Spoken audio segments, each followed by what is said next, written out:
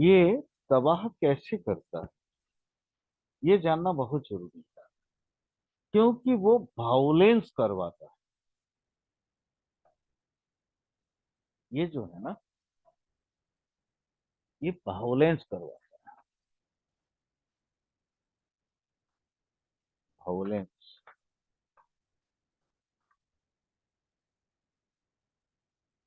वो इसलिए, because of, ये जो है ना, वायलेंस करवाता है।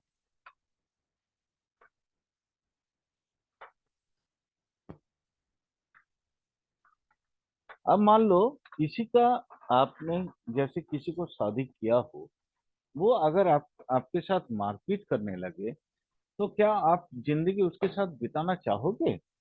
कभी नहीं। नेवर। 4 नंबर पर मिला। सेटन। अगर सेवेंथ का, माने जैसे मार्च अगर सेवेंथ में है, सेम चीज, सेम, एक ही चीज है। मार्च, मान लो, अ, मार्च, मार्च इन सेवन, छोटा छोटा छोटा ही लिखते हैं हम, सेवेंथ में।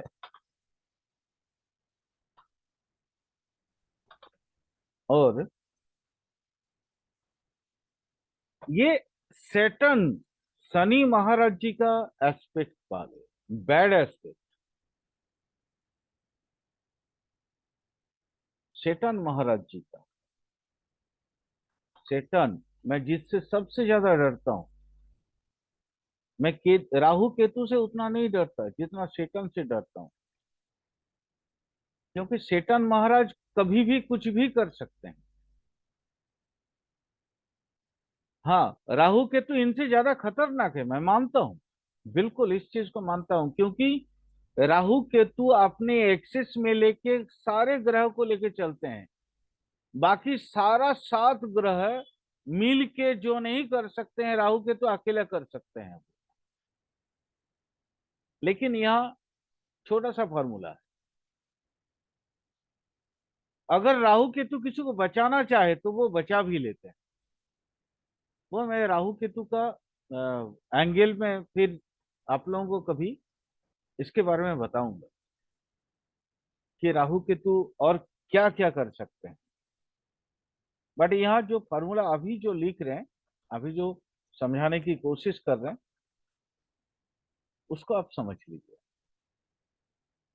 मार्स सेवेंथ में है, और सेटर्न का बैड एस्पेक्ट पा गया हो, क्या होगा? यूरेनस से पाया हो तो वायलेंस की वजह से शादी टूटेगा। लेकिन सेटर्न का बैड एस्पेक्ट पाया हो, पा लिया हो, तो क्या करेगा? बहुत इजी, सेपरेशन। वैदिक एस्ट्रोलॉजी में ये, वैदिक एस्ट्रोलॉजी में क्या जाता है, क्या कहा जाता है अनुज जी? याद होगा आपको। राहु को बोलते हैं अलगाववादी ग्रह, है ना? जी। लेकिन राहु से बहुत ज्यादा खतरनाक अलगाववादी ग्रह है सेटर्न। जी। तो एकदम लिया हो तो क्या होगा मालूम है आपको? सेपरेशन करवाएगा, सेपरेशन। एकदम याद रखना इस चीज को। और ये क्या? सेपरेशन की मात्रा कब बढ़ जाएगी? अगर यही सेटन 7 और 11 कास्ट का मिसफॉर्चून बन जाए तो, और यह बढ़ जाएगा, बढ़ जाएगा। कब? ये सेटन 7, 11 का मिसफॉर्चून बन जाए तो। मिसफॉर्चून मतलब क्या होता है? बाकी असली में रहोगी तो फिर तब नहीं आएगा वो। मिसफॉर्चून का मतलब क्या होता है? मिसफॉर्चून बन जाए। और जोड़ गया। तो मिसफॉर्चून का मतलब क्या होता है कि हाँ कल जब ये भी मतलब शैतान की दृष्टि में आ जाए तो। शैतान की दृष्टि में आए तो।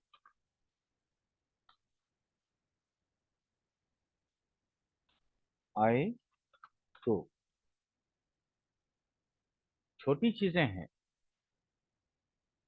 लोग तो कहते हैं ना, मान लीजिए शैतान अगर बहुत अच्छा पोजीशन में हो, इंप्रूविंग हाउस में हो, तो फिर वहां शैतान की दृष्टि इस पे काम नहीं करेगी। ये बैड एस्पेक्ट नहीं होगा। बैड एस्पेक्ट का मतलब यही, सिंपली, बहुत सिंपली चीजें आप समझ लीजिए। बैड एस्पेक्ट कहाँ बोलते हैं, कैसे बोलते हैं? अगर 6, 8, 12 से कनेक्टेड कोई प्लैनेट हो, उसकी दृष्टि में आए तो उसको बैड एस्पेक्ट बोलेंगे।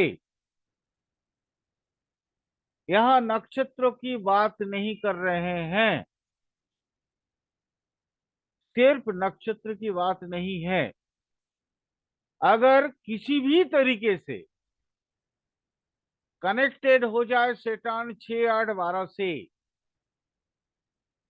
और उसकी दृष्टि मार्स पे पड़ जाए, जो मार्स 7th हाउस में है, और वो शैतान का, वो बैड शैतान का, मैलिफिक शैतान का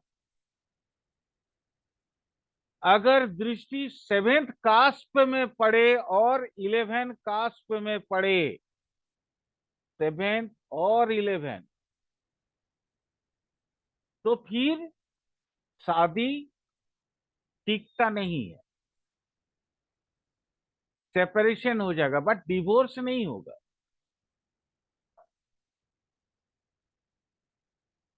डिवोर्स तभी होगा वो अगर 12 को सिग्निफाई करे। यहां पे याद रखना इस चीज को। ये डाइवोर्स तभी होगा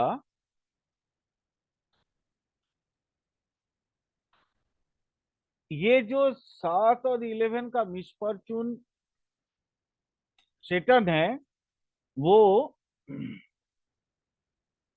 वो 6 को सिग्निफाई कर दे, सिग्निफाई कर दे, तो फिर सीधा डिवोर्स, सीधा डिवोर्स होगा। तो सीधा डिवोर्स होगा। हाँ, इसमें एक और क्या बोलते हैं, अ, आप इसको थोड़ा सा और अगर अलंकृत करना चाहते हैं, तो अलंकृत करने के लिए 6 या 8 या 12 से कॉन्सन कर सकते हैं। कॉन्सन आप कर सकते हैं।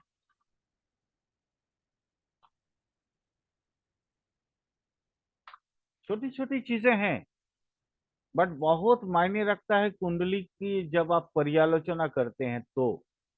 केपी चार्ट को जब एनालिसिस करते हैं, उस समय ये बहुत छोटी चीजें हैं, बट बहुत मायने रखता है।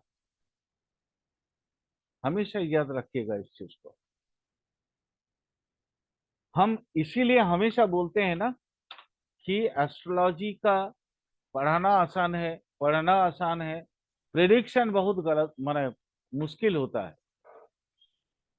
प्रेडिक्शन में मैक्सिमम एस्ट्रोलॉजर इन चीजों को छोड़ देते हैं, बट आप नहीं छोड़ोगे, आप लोग नहीं छोड़ोगे इस चीज को। प्रेरणा जी, आपको पता है जहां जहां कई सारे क्लासेस में मैंने लाइव कुंडली लोगों को लिए हैं और सब ये सार करते रह गए, वो इसी की वजह से, मैं कोई बहुत माने क्या बोलते हैं, जन्मजात बहुत बड़ा विद्वान नहीं हूं। मैंने इन छोटी चीजों को ध्यान में रख के लोगों की कुंडली लाइव लिए हैं, इसीलिए लोगों ने हाँ ये सर बोलते चले गए, उनके प्रॉब्लम सॉल्व होते हुए आपने देखा है। अनुज जी तो आज पहली बार आए। मैं आपको आप लोगों से विनम्र रिक्वेस्ट करता हूं, विनम्र निवेदन है मेरी यही, कि इन छोटी छोटी चीजों को बहुत गहन ध्यान में रखिएगा और उसके बाद कुंडली की एनालिसिस करिएगा प्लीज, ताकि आपको भी गर्व हो और मुझे भी गर्व हो, ये गर्व महसूस हो कि आपको मैंने ओरिजिनल केपी एस्ट्रोलॉजी जो मैंने सीखा है वो मैं आपको सिखा पाया।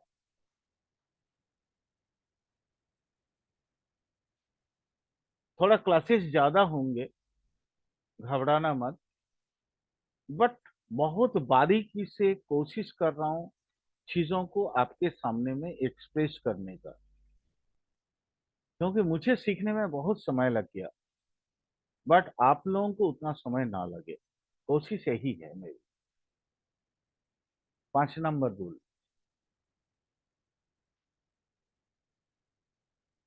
अगर मून,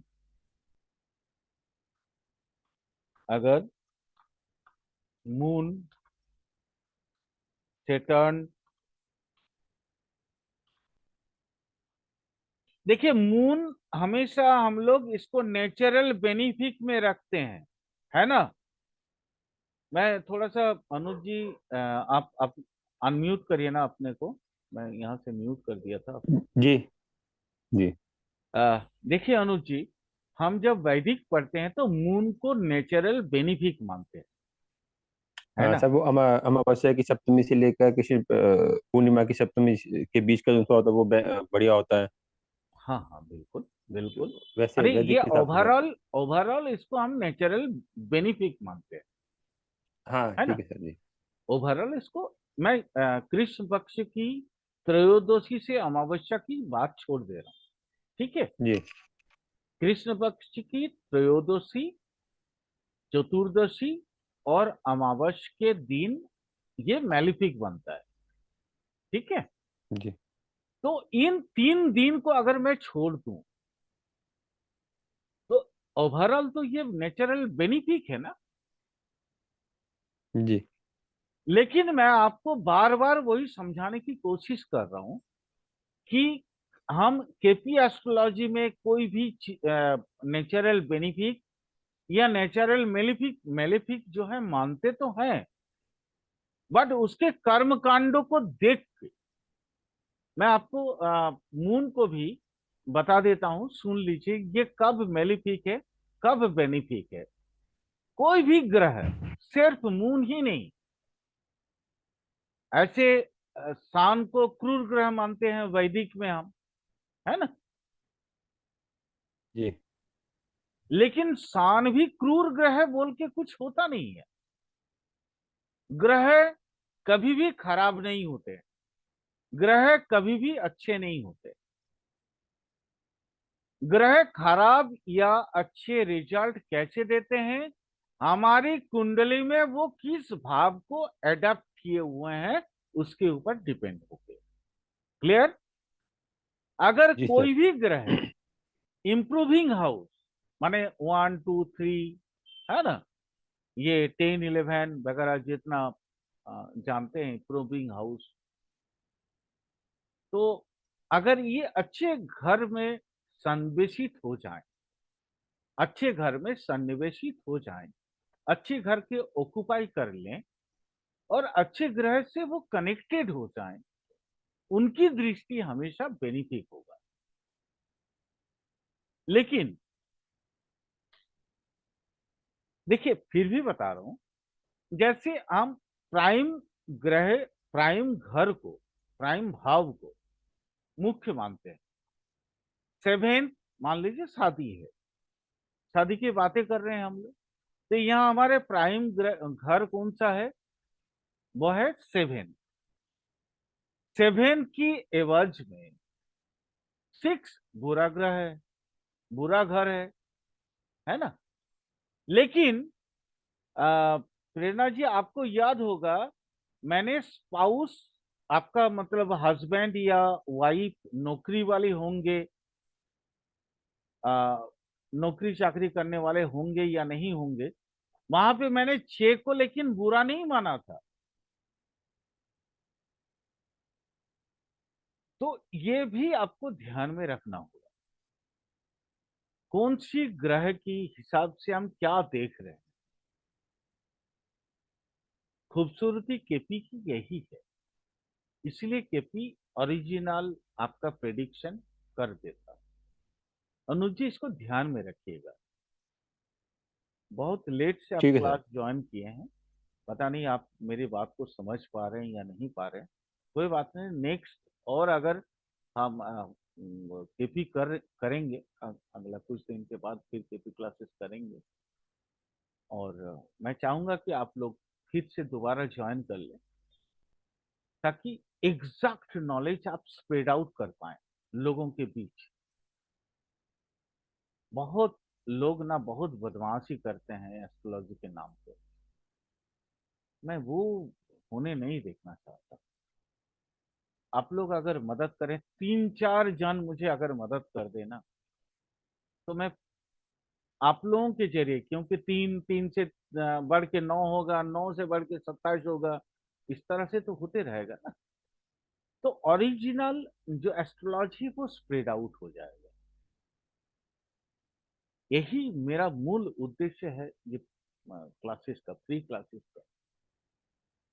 वैदिक भी उसी की वजह से, वैदिक में भी बहुत, क्या बोलते हैं, अगड़म बगड़म चीजों को डाल के लोगों ने बहुत भड़काया है, जैसे काल सर्प दोष, ये सब जो कि जिसका कोई अस्तित्व नहीं है कहीं पे, कहीं पे भी नहीं।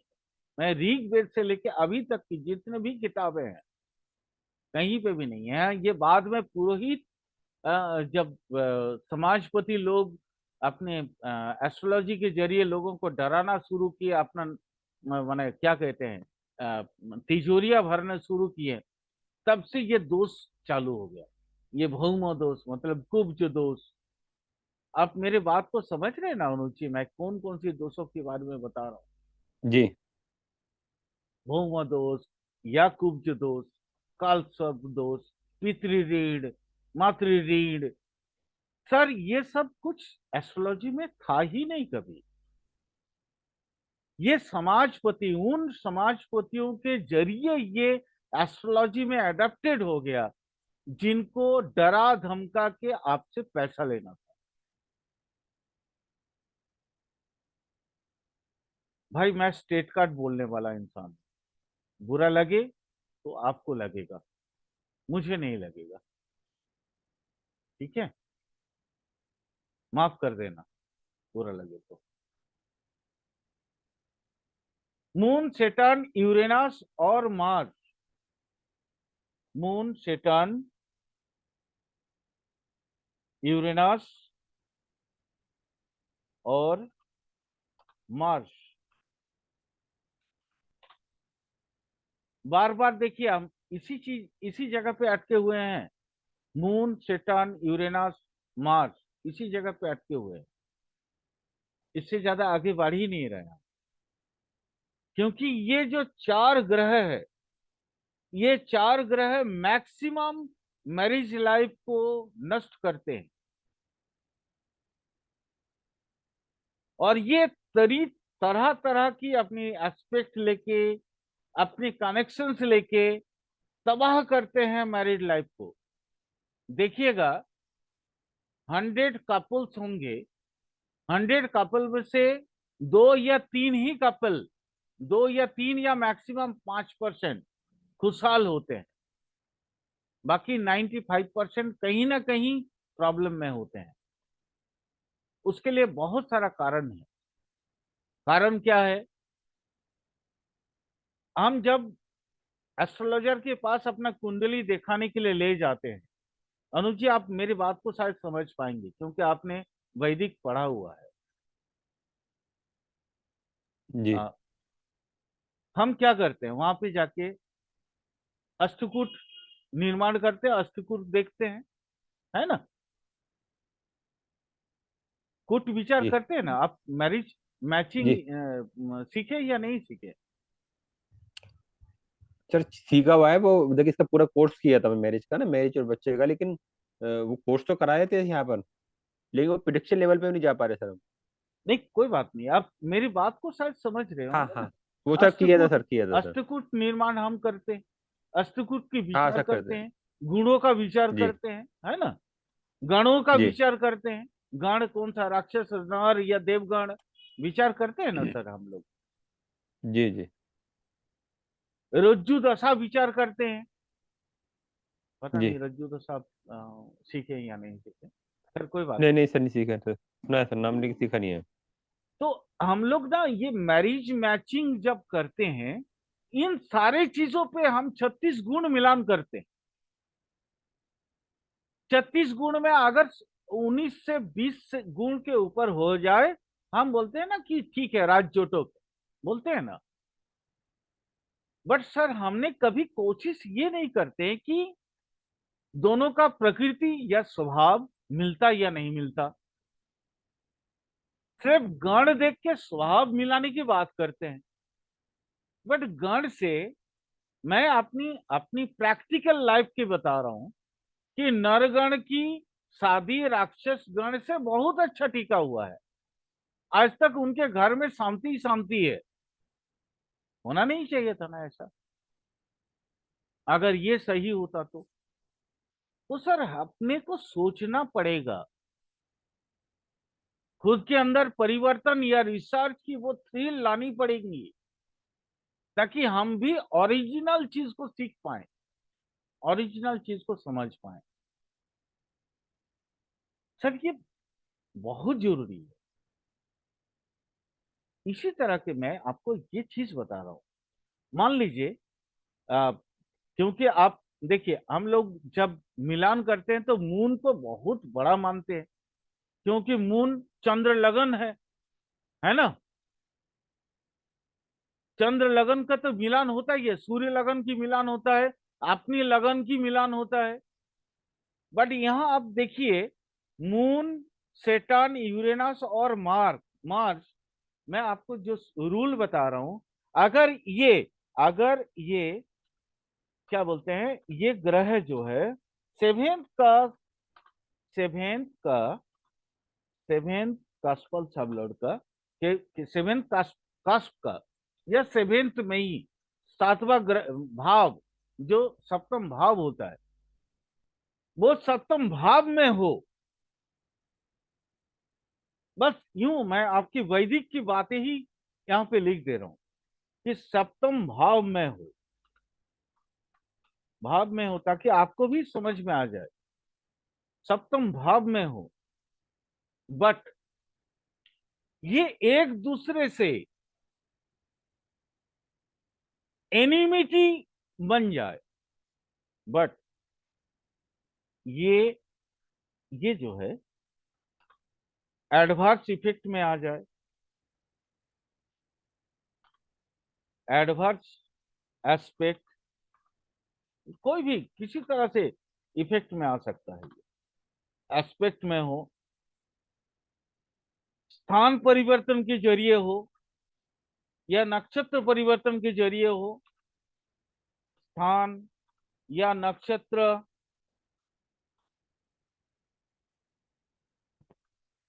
सर जहां समझ में नहीं आएगा क्वेश्चन पूछ लेना। स्थान या नक्षत्र परिवर्तन या किसी भी परिवर्तन, या किसी भी तरीके से, किसी भी तरीके से एडवर्स इफेक्ट में आ जाए,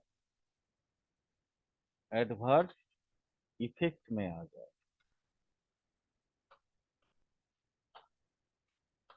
आ जाए, तो शादी नहीं टिकेगा, तो शादी नहीं टिकेगा। उपाय क्या है, कैसे इसको टिकाएं, इसका उपाय क्या होगा? भाई सिर्फ हम तो बोल दिए कि शादी नहीं टिकेगा, बट हमको तो शादी टिकाना है। कैसी टिकाएं? एकमात्र, ओनली वन तरीका है, ओनली वन तरीका है वहां पे ये शादी को टिकाने के लिए तरीका। और जानते हैं क्या? मियाँ बीवी दोनों का इक्विवेलेंट, मियाँ बीवी दोनों का, दोनों के बराबर वजन, बराबर के वजन का अनाज दान करें, अनाज दान करना पड़ेगा।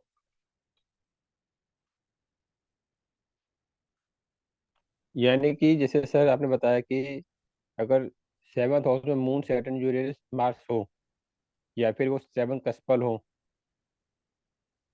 नहीं नहीं, और उन पे अगर नहीं कास्पल की बात नहीं कर रहा हूं मैं बात नहीं, कर रहा आपने हूँ लिखा जैसे मून सेटर्न यूरेनस मार्स अगर सेवेंथ में हो, और ये सेवन भाव में इनके बैठे हो। बीच, इनके बीच कौन? अच्छा, मून इन दोनों सेटर्न चारों के। यूरेनस और मार्स, इन्हीं के जी बीच, मून सेटर्न यूरेनस और मार्स के बीच अगर बैड एस्पेक्ट, माने इनके इन चारों के अंदर अगर एडवर्स इफेक्ट आ जाए, अच्छा, मैं बैड बाहर इफेक्ट से नहीं दृष्टि बोल पड़ रहा, जाए जैसे कहीं से भी। हाँ कहीं से भी, किसी भी तरीके से, जी तो शादी खत्म हो जाता है, शादी स्पॉइल हो जाता है। माने एक दिन, क्या बोलते हैं ना, एक दिन के लिए भी बेड प्लेजर नहीं मिलता है। जी अ, बहुत अच्छे से समझ रहे होंगे मेरी बात। जी एक दिन के लिए भी उनके दाम्पत्य जीवन सुखी नहीं रहता। शादी के जैसे जो सुहाग रात के दिन होता है ना, वहीं से इनका तकरार शुरू हो जाता है। लेकिन देखिए, हम तो यही मानते हैं ना कि हम लोग भारतीय हैं, हम मानते हैं ना कि हमारे 7 जन्म तक का जो है रिश्ता होता है। लेकिन ये रिश्ता इतना खतरनाक क्यों बनता है? वो यही बैड एडवर्स इफेक्ट की वजह से, इन इन चारों के बीच, बिटवीन, मैं यहां बाहर का कोई ग्रह की बात नहीं कर रहा हूं, मून सेटान यूरेनस और मार्स, कोई भी हो सकता है इसमें से। मून हो, मून के साथ मार्स की एडवर्स इफेक्ट आ जाए, सेटन के साथ मार्स की एडवर्स इफेक्ट आ जाए, सेटन के साथ मून का एडवर्स इफेक्ट आ जाए। आप यूं समझ लीजिए, जो पुनर्भु योग होता है ना, मून अगर जी जी सेटन के स्टार में हो, सेटन के साब में हो, या सेटन मून के स्टार में हो, मून के साब में हो, तब भी वैसा होगा। जी या मून मान लीजिए यूरेनस के स्टार में है, यूरेनस की साब में है, ठीक है, और या तो मून मान लीजिए मार्स के स्टार में है, मार्स के साब में है, अकॉर्डिंग टू केपी, तो एडवर्स जी इफेक्ट आएंगे ही आएंगे, एक दूसरे से एडवर्स इफेक्ट कनेक्टेड हो गए, दृष्टि में भी हो ठीक है सर। सकता है ना। मान लीजिए म्यूचुअल म्यूचुअल जो एस्पेक्ट होते हैं, वहां पे भी अगर बैड इफेक्ट आ जाए, एडवर्स इफेक्ट आ जाए, तो भी वैसा हो सकता है। उस केस में एकमात्र उपाय होता है, और किसी भी तरीके से आप ना तो वकील से ठीक कर सकते हैं, और ना केस करके ठीक कर सकते हैं, ना समझा के ठीक कर सकते हैं। एकमात्र, ओनली वन तरीका, एक ही तरीका है कि मियाँ बीवी दोनों को पलड़े में बिठाइए, और उनके बराबर का जो अनाज होगा, वो चावल हो सकता है, वो गेहूं हो सकता है, वो ज्वार हो सकता है, वो मकाई हो सकता है, ठीक है, वो आलू हो सकता है। आपका जो आपके लिए इजी हो, अब उसके इक्वली आपको दान करना पड़ेगा। यही तरीका आप एज एन एस्ट्रोलॉजर आप आपके क्लाइंट को ये सजेशन दें। वहां पे आप कोई जरूरी नहीं कि वो वहां पे महाराष्ट्र में जाके दें। आपके नजदीक का कोई, मान लीजिए कोई मंदिर हो, बहुत जागृत मंदिर हो, वहां पे भी दे सकते हैं। खास करके शक्तिपीठ में जाके दे सकते हैं। शक्तिपीठ, शक्तिपीठ समझते हैं ना सर? जी सर, मंदिर वगैरह जैसे वो तो देवी मंदिर हाँ, जो होते हैं शक्ति वो। मंदिर होते हैं, माने देवी मूर्ति का जहाँ पे आराधना की जाती हो, ठीक है, तो जी वहां सर। पे भी आप इसका दान करवा सकते हैं। अगर वो भी ना हो, आप मान लीजिए आप जहां पे हैं, आपके आसपास में कोई मंदिर ही नहीं है, गुरुद्वारा तो होगा, गुरुद्वारा में जाके दान करवा दीजिए। वो नहीं है, अरे कहीं लंगर खाना जी मस्जिद की तरफ से चल रहा है, वहां पे जाके दान कर दीजिए। जी यहाँ पे धर्म फैक्टर नहीं है, यहाँ फैक्टर है दान। वो दान ताकि वो पब्लिकली लोगों के काम आए। आपको याद होगा, आपने हमारी हिस्ट्री जब पढ़े होंगे तो हर्षवर्धन जी की नाम जरूर सुने होंगे। हर्षवर्धन क्या करते थे? कुंभ मेला में, प्रयाग के कुंभ मेला में जाके हमेशा अपने वजन के बराबर स्वर्ण दान करते थे लोगों के बीच में। ये जी जरूर आपने पढ़ा होगा। वो क्योंकि उस समय एक चाइनीज ह्यूएन सांग बोल के एक परिव्राजक आए थे और उन्होंने ये लिख के गए, ठीक है। तो वो क्यों करते थे ऐसा? हमारी प्रारब्ध को खत्म करने की एकमात्र एक ही तरीका है बॉस। हम स्वर्ण की बात नहीं कर रहे हैं क्योंकि अभी कलयुग है, तो यहाँ स्वर्ण का मैटर नहीं है। यहाँ पे अब इतना पॉपुलेशन हो गया ना, यहाँ अनाज सबसे बड़ा मायने रखता है। यहाँ पे आप स्वर्ण दान कर देंगे कोई फर्क नहीं पड़ेगा, रौप्य दान कर लेंगे कोई फर्क नहीं पड़ेगा, आप कुछ भी कर लीजिए कोई फर्क नहीं पड़ेगा। जब तक आप भूखा पेट को, जब तक भूखा पेट के लिए कोई अनाज दान नहीं करेंगे तब तक आपका ये कोई फर्क नहीं पड़ेगा। आप देखेंगे अ, अ, शायद आपके दिल्ली में भी होगा, मारवाड़ी लोग जैसे खाटू श्याम का मंदिर करते हैं या कोई भी मंदिर करते हैं, वहां पे देखिएगा निरंतर लंगर लगाते जी जी। है ना। सर आज तक मुझे बता सकते हैं कोई मारवाड़ी आपके या मेरे जैसा गरीब हो? सही बात है सर। देखे हैं कभी? नहीं सर। तब आप समझ गए होंगे मेरी आशय, मेरा बोलने का आशय। बिल्कुल सर, समझ गया। देखिए प्रॉब्लम है, प्रॉब्लम बाद में पैदा होता है, सॉल्यूशन पहले दिया हुआ है। मैं कभी गीता की वो श्लोक उद्धृत करके मैं आप लोगों को बताऊंगा कि मैं ये बातें क्यों बोल रहा हूं। सर कृष्णमूर्ति जी हमें सिर्फ रास्ता दिखा के गए, हमको एड ऑन हम ही को करना पड़ेगा। वो तो स्वर्ग से आके एड ऑन तो नहीं करेंगे ना सर। इम्प्रोवाइजिंग हमें करना पड़ेगा, इम्प्रोवाइजिंग वो आके नहीं कर जाएंगे। आप सुने होंगे एक म्यूजिशियन एक गाना लिख के छोड़ देते हैं, माने गाना का जो है धुन बना के छोड़ देते हैं, बट एक सिंगर आके उसको इम्प्रोवाइज करके इतना सुंदर गा के चला जाता है कि वो मार्केट में हिट हो जाता है। क्यों सर? किशोर कुमार की ऐसी बहुत सारे हजारों लाखों वाक्या यूट्यूब में पड़ा है, क्योंकि सर देखिए, सबके एस्ट्रो पात्रों की जैसे अपनी डिग्निटी है, वैसे ही अनुज तेजपाल की अपनी डिग्निटी है सर।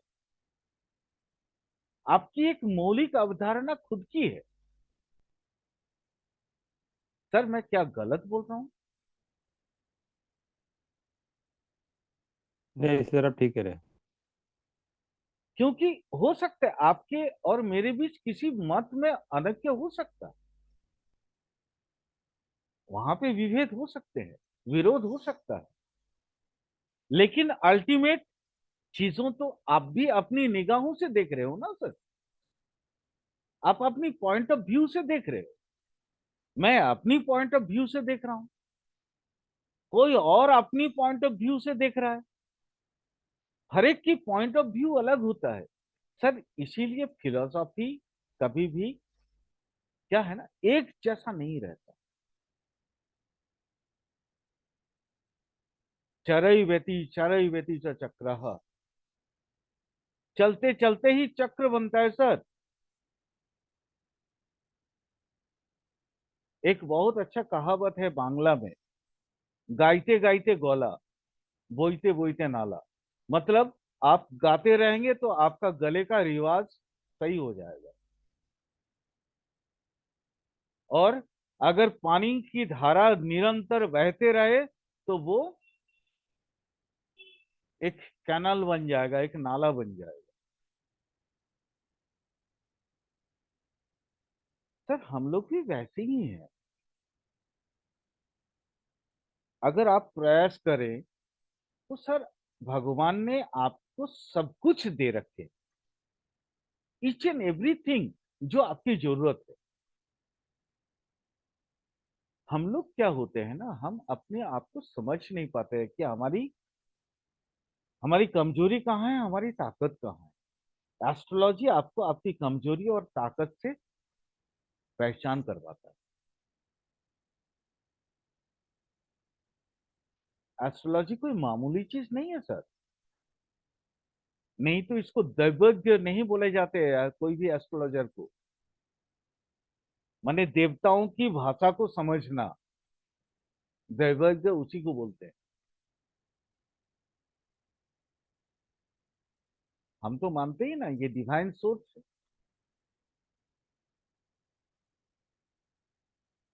सर देखिए, हर एक के जीवन में प्रॉब्लम है, बट वो प्रॉब्लम का जो सॉल्यूशन खोज लेते हैं ना, वो है एस्ट्रोलॉजर। जैसे आपकी बीमारी है, तो बीमारी का प्रॉब्लम, बीमारी मतलब एक प्रॉब्लम हो गया, उस प्रॉब्लम का सॉल्यूशन कौन खोजता है sir? Doctor. Are you getting my point ना सर? आप समझ पा रहे हो ना मुझे? Yes sir. सर मैं आप लोगों को उद्बुद्ध भी करना चाहता हूँ, मोटिवेट भी करना चाहता हूँ कि आप एक अच्छे एस्ट्रोलॉजर बनो। पता नहीं कितने लाखों करोड़ों इंसान आपके जरिए उपकृत होंगे। सर अंतरात्मा तभी खुश हो पाएगा। चलिए सर, नेक्स्ट क्लास में इसके बाकी जो चीजें हैं वो सीखेंगे, ठीक है?